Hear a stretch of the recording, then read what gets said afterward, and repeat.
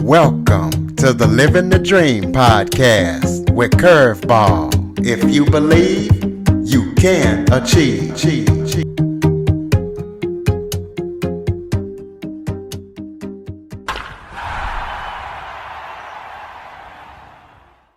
Welcome to the Living the Dream with Curveball podcast, a show where I interview guests that teach, motivate, and inspire. Today, I am joined by artist, author, and speaker, Dave Letterfly. Dave has been traveling all across the world, and he is an amazing artist, so we're going to be talking to him about creativity and his story and all that he's doing to help others. So, Dave, thank you so much for joining me today. Oh, I'm glad to be here. Yeah, so much. Why don't you start off by telling everybody a little bit about yourself? Well, I am a artist and a author and a speaker. I grew up in the Midwest, Ohio, and fell in love with the circus as a little kid and grew up in a frustrating home situation. So by the time I was a teenager, I figured out that the answer for me was to get away from the family and join the circus.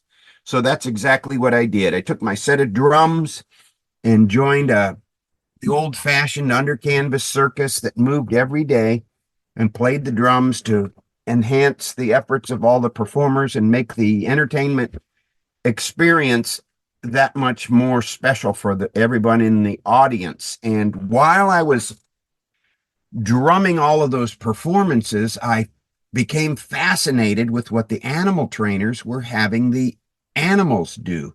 And I sort of fell right into horse training, pony training, and that kind of thing. And I ended up older men that had done that particular art form their entire career. And I started to learn all the aspects of animal training. And the next thing you know, I had a 6-pony Liberty Act. And then in the course of 30 years, I ended up making 3 dancing horses. So that became a passion for me. It was a form of creativity, I suppose. And it was also a introduction for me into what I call functional relations 101.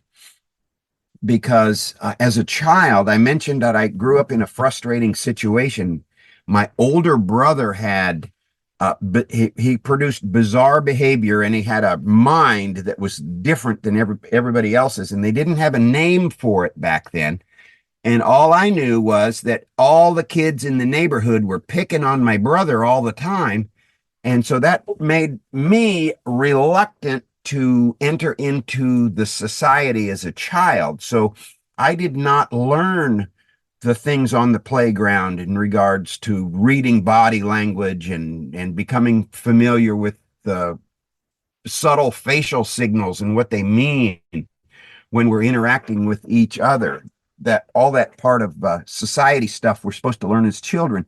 So I learned it later on through my relationship with horses, and it ended up being a godsend. It ended up being the perfect segue for me to eventually enter into a functional way of being in relationship with the people around me. And during that time, I ended up soothing the inner shame with alcohol. And as the years went by, the medicating the problem quit working, and the alcohol got a grip on me, and I had to end up doing something about it. And in the Fellowship of Alcoholics Anonymous, I was introduced to the process of recovery from all of those things that I had acquired previously during my lifetime. And among those were was my inability to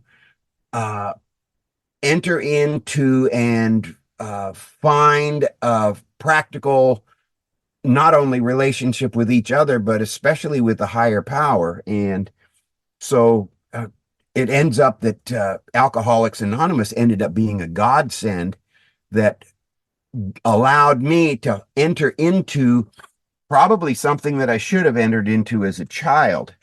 And today I am dedicated to getting the message to other people, because there must be other people out there who were affected by things that took place in childhood, things that just weren't fair or even tragic, that planted the inner messages that became belief systems that drove their perceptions and behaviors that are erroneous. So I've become an advocate for the process of recovery and the promotion of inspiration and truth, so that people can transform a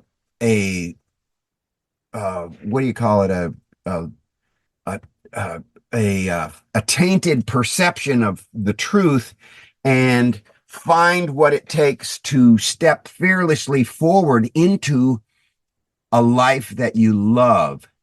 And so I'm so glad to be here and have you share me with your audience. I've got good news and special offers, and I'd like to help people. It's become my probably my main avocation is to help other people, because now that I've experienced release from the grips of what at one time had me paralyzed, I want everybody to get that. Absolutely. Well, but before we get into the good news and the offers, you're an artist, so tell us what kind of artwork you do. Well, I mentioned earlier that I started my career as traveling along with the circus, and with how I learned to travel, I was able to combine combine the ability to travel with capitalizing on a niche. In the mid 80s, there was a trend that was just starting when RVs started to evolve into bigger and bigger and bigger motorhomes. And when they got to a certain size, the trend started, and that was for a hand painted piece of artwork on the back of the motorhome. And so since I was able to I already knew how to travel.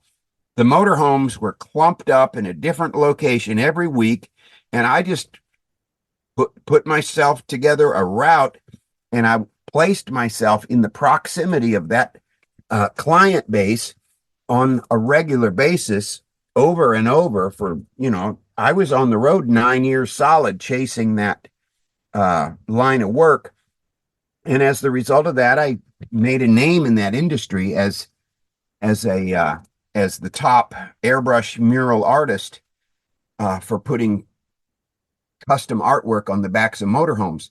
And then when technology came along by the new millennium with custom digital printed wraps and computer paint mask systems, the era of the hand painted artist was over. So I had to evolve, and I evolved into a motorcycle artist.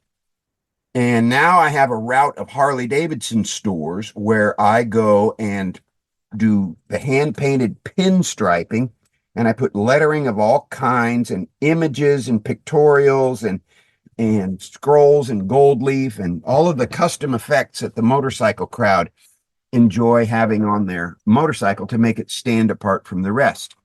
So I'm kind of an anomaly, being an old guy that still does everything by hand with paint, and I enjoy the RV lifestyle, which is something that a lot of people envy, because I get to travel the country and do what I love to do. And what I love to do it makes people happy. That makes them really proud of their motorcycle when I get done with it. So I really am quite fortunate to have, I guess, combined the gifts that I was given and the skills that I learned along the road of life into a unique situation that I enjoy. and it puts me in the proximity of people that I can help also. Well, is there anything that you feel that you can't do since you've accomplished all these things? Well, there is one thing that I can't do, and I'm, I'll go ahead and, even though I'm a little reluctant to admit it, I'll go ahead and admit to you that there's one thing that I have not been able to figure out how to do, and that is get the toothpaste back in the tube. But other than that, I can pretty much figure out how to do everything. Okay, well, when did you start using writing as another expression of creativity? Oh, this is really wonderful that you asked that. My experience with writing, because you probably gathered, I was not a famous communicator as a child. I wasn't interested in relationships with others. It wasn't until the recovery process with Alcoholics Anonymous that my writing began, because one of the steps in the recovery process is to do an inventory of events and behaviors and beliefs and all of these kinds of things. It's called a moral inventory. So I was introduced to the idea of making writing part of my daily routine. Just make a commitment to write down one word every day. And it ended up that that was like the best thing I could have ever done. And you never write one word down. At least you write a sentence. And usually, once you get a sentence down, you think of another sentence. And it ended up, I initially used it for the process of recovery. And then it evolved into my composing and creating and publishing marketing stories, especially when I was beginning as a RV motorhome, making essays and sending them out into that community to elevate the name Letterfly, which is my brush name. And then it evolved into me writing essays about interesting things that have occurred in my life. And the next thing you know, I had enough content for a book. I met a professor at SEU here in Lakeland, and he said, "Hey, what do you got? Let me look at it." And he looked at it for a year, and he came back and says, "Well, Dave, you got too much for a book here, but I'm going to help you. We're going to go through it. We're going to select just certain things that fit a theme, and we're going to put a book together, and then you'll have to write. Uh, I'll give you assignments so we can write things to fill in the gaps, and we're going to put a book together." And that experience led to the publishing of my first book, and that led to the writing of my second book. And right now, I have three more manuscripts that are done, that are in some process of the publishing pipeline, that are going to be published in, I don't know when, during the coming year, I suppose. And I keep writing. I still get up every morning extra early and I write, typically for an hour and a half, 2 hours. It's become part of my daily routine. Okay, well, tell us about the books that you do have published. Kind of give us a brief description of them. I'll be happy to. The first book is called Speedy, Hurled Through Havoc, and it started as a way to honor my dad and tell the story about the frustration of being a child with a stern, perfectionistic father. And then, as the result of maturity and recovery, my father and I became the best of friends. So it was like like not maybe a Cinderella story, I guess you'd say. It goes from, the ashes into a good kind of a thing. Plus, uh, there are enough stories from my interesting life as a circus performer and an artist and a decorator and other kinds of interesting things to sort of explain where my passion comes from. And then the next book, I had so many of my customers who tell me they admire the way I live my life.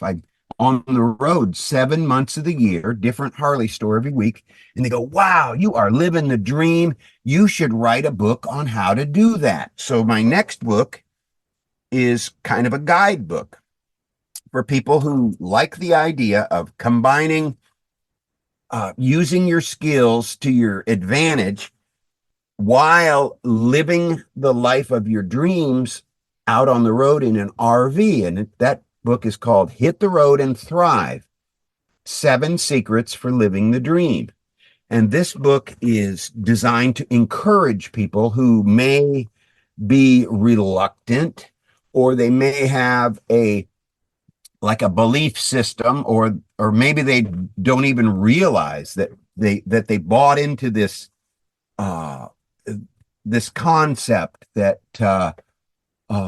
we should be practical and be safe and not take risks and all of those kinds of things. And maybe they don't know how to step fearlessly forward into the unknown. And the book is just simply designed to encourage, take the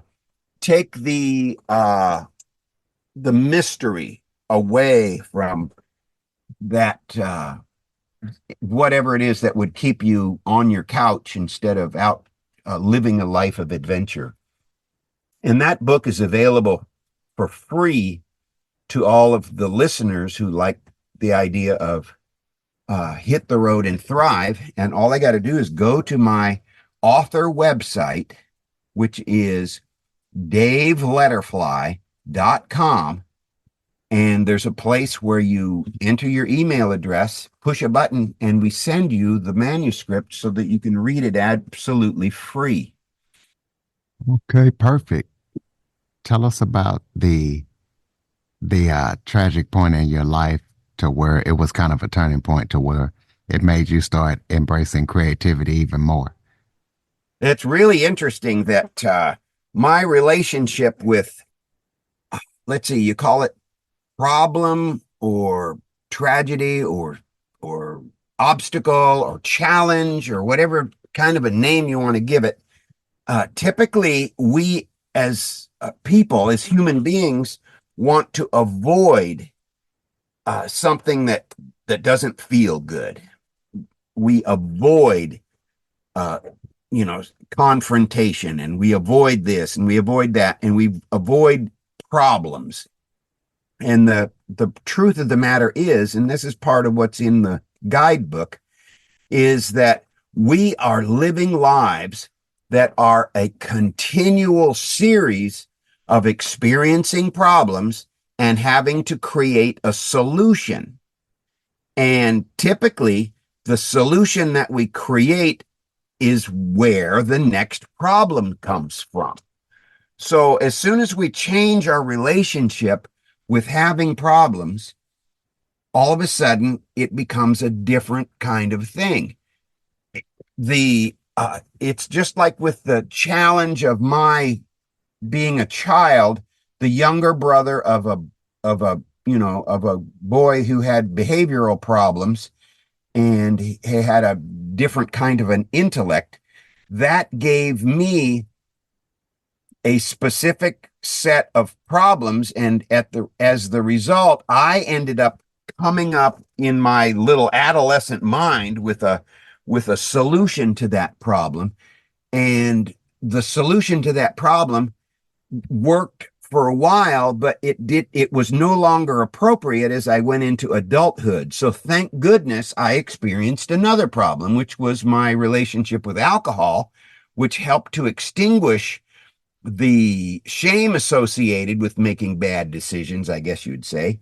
And fortunately, I was introduced to the process of recovery, which gave me the forum for looking at these exact same belief systems that were creating separation and misery and suffering. And I was able to, with the help of other people who had already done it before me, come up with a new upgraded set of beliefs and develop the skill for being able to look around me and see positivity and appreciate the beauty and find things to be grateful for, which changed my relationship with everything around me. So now all of a sudden, my experience is teaching me uh, that these problems that we experience are actually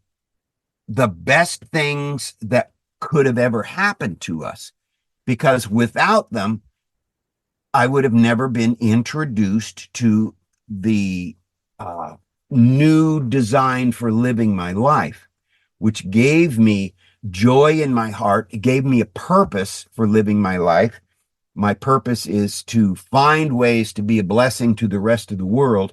And as the result of walking and talking and inspiring others and receiving uh, the reception from yet other people who experience healing from those exact same things that kept us all separated, I end up having a heart that's just filled with joy as the result of being a useful member of society today.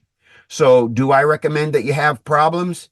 I, I think that the answer is obvious. These problems are exactly what it takes for us to find our growth. There's a saying, if it doesn't kill you, it's going to make you stronger. And see, that's exactly like what, as we grow spiritually, we end up when we're in the middle of a challenge and we have the ability to be grateful. Uh, that is the end result of having experienced spurts of growth as the result of all of the other previous challenges that have taken place as we live our lives. They say that the spiritually aware actually moves toward the heat because he knows that's where the growth takes place. Well, tell us about any other projects that you're working on, other than what you've mentioned already that we need to know about. Projects that are going on all the time. I've got, as I mentioned, I got three manuscripts that are done. I'm working on manuscript number 5, and that's going to be an RV. It's going to be an RV themed type book to not only introduce people to what's going on in the RV industry, but the RV mentality and the challenges that take place once you get into that uh, genre. And then it's gonna also introduce some concepts that for people to become aware of in regards to the future, because I'm going to combine a little environmental responsibility type stuff and then tell the story of uh, my RV experiences, because since I've been living on the road for most of my career, I have a pretty good idea of and especially because I served the RV industry for 20 years solid, I've got a pretty good relationship with and an awareness of what's going on in the RV industry. So that's going to be another helpful guidebook. And then naturally, I have projects here at home. I have a lovely home in Florida. I call it Letterfly Art Park. As soon as I come in off the road, I plant a garden full of salad. So I'm going to be eating salad out of the garden all winter long while you guys up north have snow up to your fanny. And then I've got customers who bring me projects here at my home, and among them is my friend who owns a circus. He just absolutely loves hand painted circusy artwork, and it ends up that I'm one of the last artists that has a handle on how circuses were decorated years ago, because that's where I that's where I cut my teeth, was decorating circuses. And so he's going to bring me a couple big projects this winter that I'll be able to do right here in the yard. And then I'm constantly developing other speeches for my Toastmaster group. And again, those are all designed to inspire. I want to give people an opportunity to open up their eyes and become aware of something else, something, just a new way and I think that might be part of the creative mentality, because I'm just not one of those guys that is fascinated with all of the aspects of football, and I'm not going to get involved in a political discussion, but I am going to be thinking about an idea. Something will happen in my experience, and it'll prompt an idea. And as the result of that idea, I'll develop a speech that will hopefully make other people ask a question of themselves and have an idea. And as the result of being inspired, perhaps they'll experience an upgrade in their own thinking experience and hopefully behavior and influence, so that the end result is the world is a better place. So there's always something Absolutely. something I'm doing. Yeah. The website is daveletterfly.com. So we've given that out, daveletterfly.com. So close us out with some final thoughts. Maybe if that was something I forgot to touch on that you would like to talk about, it, just any final thoughts you have for the listeners. I'll be happy to. I mentioned as a child, I had I experienced a traumatic experience watching my older brother, get picked on by the rest of the kids, and my little sister and I were sort of allies in our in being terrorized. And unfortunately, my sister did not enter into the recovery from alcoholism. She wasn't affected by alcohol, but she was affected by something else that nobody was aware of, and that was the hatred that she had for our life situation. Now, I was able to extinguish the hatred with alcohol, but my sister did not, and it ended up manifesting itself as a huge growth on her heart, and she was dead at 51. And I can see now that I had been given a gift as the result of going through the process of recovery, and I wish I had the ability to share that gift with my little sister, but it's too late. But I do have the ability to share this gift with any of your listeners who may be still affected by lingering trauma left over from their childhood. And all I want to do is do whatever I can to give those listeners a little bit of hope that we don't have to stay that way. We don't have to allow that resentment to manifest itself into something that's harmful to us. Reach out for help, ask for what we need, and become introduced to a different way of not only thinking, but especially behaving and believing, so that we can end up having the ability to live the life of our dreams. Absolutely, ladies and gentlemen. DaveLetterfly.com. Please be sure to check out his website, check out his artwork, pick up his book, follow, rate, review, share this episode to as many people as possible. If you have any guests or suggestion topics, cjackson102@cox.net is the place to send them. As always, thank you for listening. And Dave, thank you so much for joining us and sharing your story. Good. I'm glad to be here. Thank you again. For more information on the Living the Dream podcast, visit www.djcurveball.com. Until next time, stay focused on living the dream.